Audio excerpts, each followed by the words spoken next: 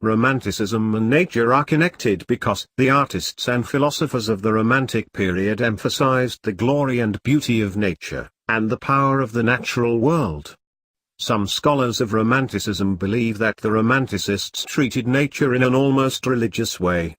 Reasons for the development of this strong connection between nature and Romanticism include the Industrial Revolution, which led many people to leave rural areas and live in cities, separated from the natural world.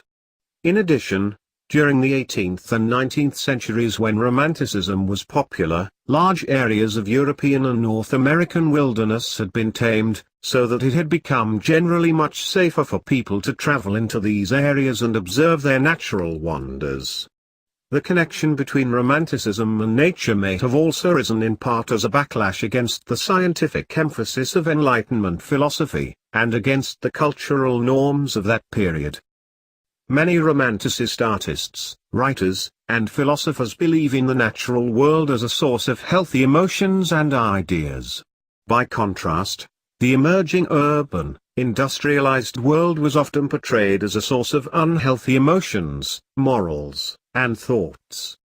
Romanticists such as Henry David Thoreau believed that humans were meant to live in the world of nature, rather than the urban world.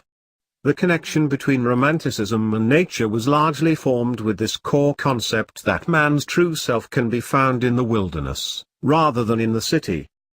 The connection between Romanticism and nature strengthened with the idealization of folk cultures and customs. Improvisation and spontaneity in art, music, and literature became more widely acceptable. Many works of the Romantic period emphasize the oneness of humanity with the natural world, as opposed to many earlier schools of art and philosophy. These earlier schools of thought typically held humanity to be separate from and often aloof from the natural world. While Romanticism elevated the connection with nature to an almost religious level, giving it morally edifying and desirable attributes, earlier schools of philosophical thought often ascribed base, evil qualities to the natural world. Writers and artists of the Romantic period typically rely heavily on natural imagery in their work. These artists and writers use scenes and images from the natural world to spark the imagination of their audience. Work of the Romantic period often bears hints of introspection and a search for self or identity. Romanticism generally places a heavy emphasis on the emotions inspired by the beauty of the natural world.